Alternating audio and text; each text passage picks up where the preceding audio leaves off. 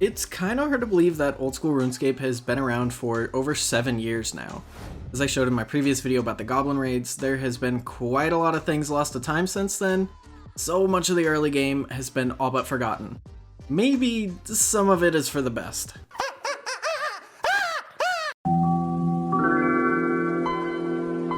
While researching for another video, I came across this, the 2007 Scape Time Capsule.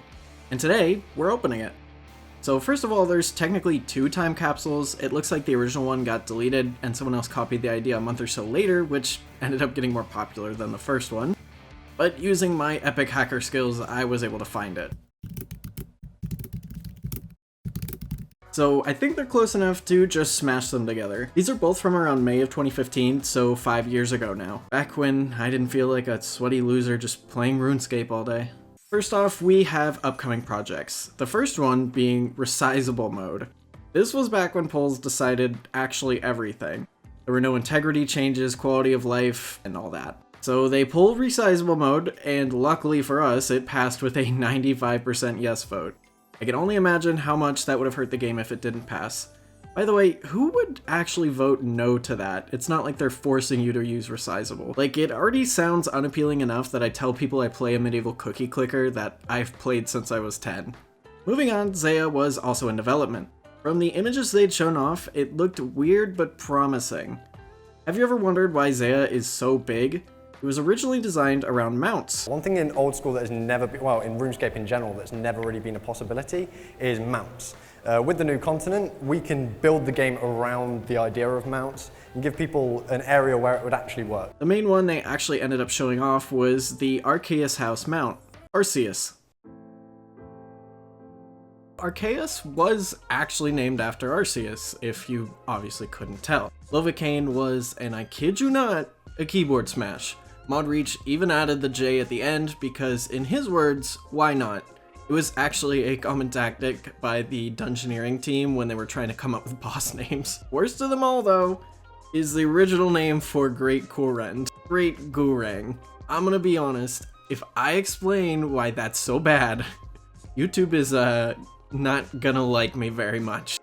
But to keep it vague, it's very close to the name of a top official in, well, a very bad man's army from World War II.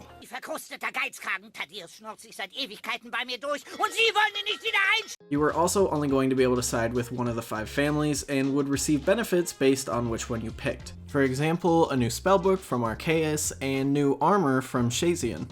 My favorite part of the Zaya concepts, though, has to be the father tree. The statue in the center of Kurend was originally going to have a huge tree surrounding it that provides life to the land. The statue is the last king's tomb, and when he died, the tree grew through it because of how attuned to the land he was. I can only just imagine what kind of cool, like, treehouse content they could have made with this. As most of you know, Zaya is home to the Chambers of Xeric, old school's first raid.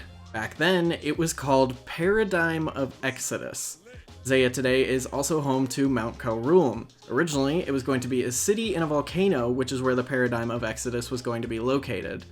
Other than that, it's very similar to what we have there today.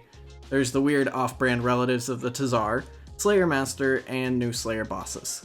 The final part of Zaya I'll mention is the Colosseum, which would contain group stakes, dueling tournaments, and so on. If Jagex truly wants to revive PvP, I think they should add a more fleshed out version of the Colosseum.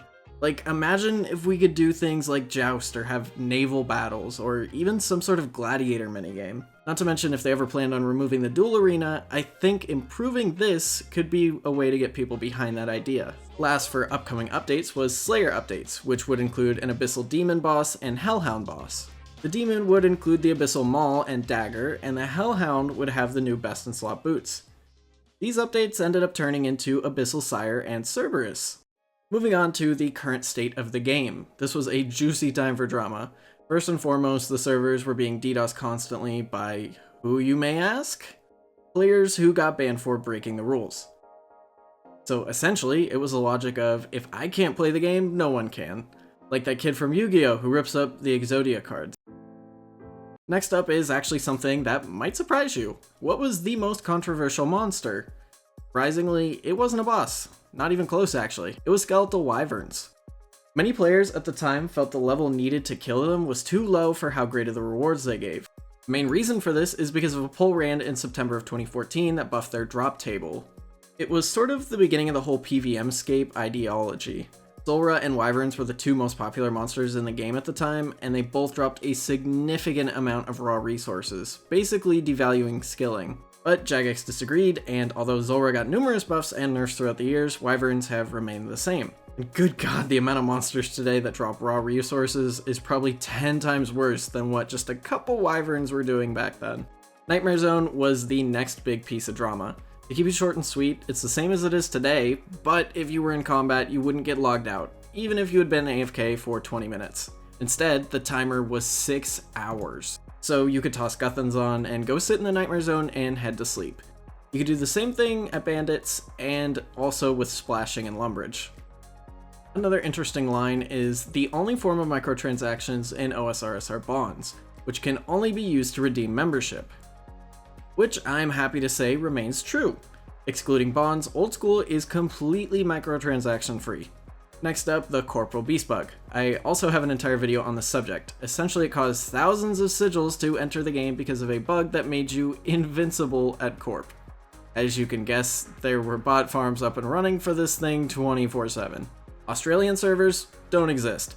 Guess what? They do now. Congrats, Australia. Even though you still have to deal with awful ping if you have friends in literally any other country. The most popular clan at the time? OS Buddy. These days, without a doubt, it's RuneLite. With its massive rise a few years back, it just blew OS Buddy out of the water, especially because you had to pay for it to get most of the good features. As for the high scores at the time, a couple of these people do still play. 3 that stand out to me are Hey Jace, Sicknerd, and Zulu. Today, it's a lot different. Lynx Titan flew out of nowhere and beat Jace to 200 mil all, and Sicknerd is nowhere to be seen, likely because of Iron Man mode. A bit of a sad one, a user named Obley Comics consistently made comics that hit the front page. They disappeared to focus on school and haven't posted a comic in really over a year. They're still active on Reddit, and at the time of me making this video, their last post was actually a day or two ago, but it wasn't RuneScape related. Last fact of the video, the Old School team had 8 staff members and the subreddit had 29,000 subscribers. Today, it's 41. Not bad, Jagex. As for the subreddit, it's grown to a massive 510,000 subscribers.